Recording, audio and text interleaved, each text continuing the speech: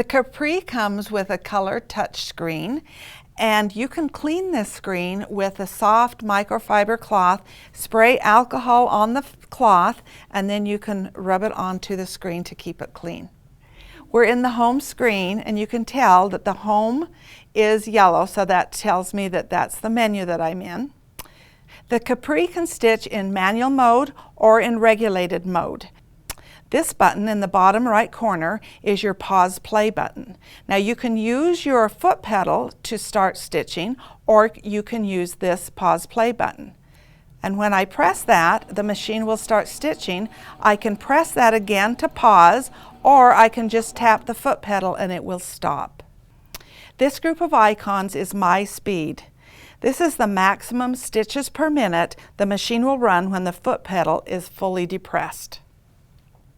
These 4 buttons are for your presets. You have 2 options. You can set a slower preset, so if you're doing slow stitching, maybe stitching around the ditch in an applique, you could set the higher number. If you're doing faster quilting, you can set these numbers and then you save them so that you have those 2 presets saved for you. The basting mode allows you to stitch at a time interval from 1/2 second all the way up to 2 seconds. This is the tension box. This shows the current tension setting. I can change that by turning the dial to a tighter tension or a looser tension. This is the bobbin thread indicator. If you use the low bobbin estimator feature, the bobbin thread indicator box shows how much bobbin thread remains on the bobbin. The value counts down until it gets to 0, at which time the low bobbin alarm alerts you that it is time to put in a new bobbin. When recording a bobbin length, record will appear in this box. When recording is turned off, the bobbin remaining value will again appear in the box. If I press this, it will now stop in the down position. If I press and hold this, the needle will go down and come back up. If I wanted to do a tie-off, I could continue to hold that and it would continue to make stitches. Now let's go to the regulated mode, and now it just became stitches per inch. In precision mode, the needle will not start stitching until you start moving the fabric. So when you press your foot pedal down, the needle does not move until you move the fabric, and then it will stitch in the stitches that you have set per inch. Cruise allows the needle to start moving when you press the foot pedal.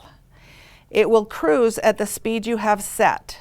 Then when you start moving your fabric, it will start stitching at your stitches per inch, which at this is set at 10 stitches per inch. In Cruise, it gives you the option to set your cruise speed from 50 to 550. And then when you start stitching and press the foot pedal down, your needle will start moving at that cruise speed. You can increase that or decrease it if you feel that's too fast. Once you start moving the fabric, it will go into your stitch regulation and give you the 10 stitches per inch. Once you stop moving the fabric with the foot pedal still pressed, it will go back to that cruise speed. If I press the stitches per inch down past 4, you have basting stitch.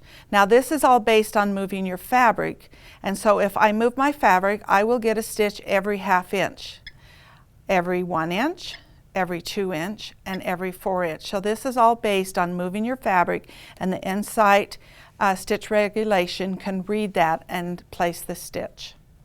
Now let's go up to our navigator bar and go to the Tools menu. You'll find 8 icons here. This is the low bobbin estimator, the alarms, the calculator, and your language, the timer and the stitch count, lights, diagnostic, and updates. First, let's go to the low bobbin estimator. Now let's go back up to the navigation bar and press Tools again. The next one we're going to press is the time and stitch count. So this presses, when you press this, it will record the time that you are actually stitching on your machine. So you can say, oh, I put 3 hours on your quilt. If you want to reset that, you press the reset button. This one gives you the stitch count. I can reset that to 0, so you can actually get the actual stitch number on your quilt. Now let's go back up to the tools, and we'll go to the alarms. This is your overspeed alarm in stitch regulation. The second one is a timer alarm, so that if you want to stop quilting after maybe 2 hours, you can set your alarm, and it will alarm you when you've stitched 2 hours. Let's go back to our tools. This is your lights. You have lighting in the throat space, and you have lighting around the needle. You can turn these on, and you can adjust the intensity with these bars. Go back to our tools. The next one is a calculator.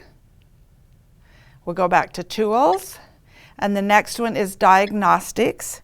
And in the diagnostics button, it activates the screen where the machine diagnostics functions can be performed. Diagnostic functions are generally only used when working with your authorized retailers to solve issues. Go back to tools. This is to set language. So we have 4 different languages: English, French, German, or Spanish. The next button, this button is used for updating the display and machine code. It shows you that there is a USB port on this side, and this is where you'll do your updates. Now we can press the main, and it will take us back to the home screen. Now let's go to the information button. The information button gives you information about your machine. This first one is the lifetime stitch count of your machine. This is your foot pedal control icon. These 3 white boxes gives you information about the firmware and updates on your machine.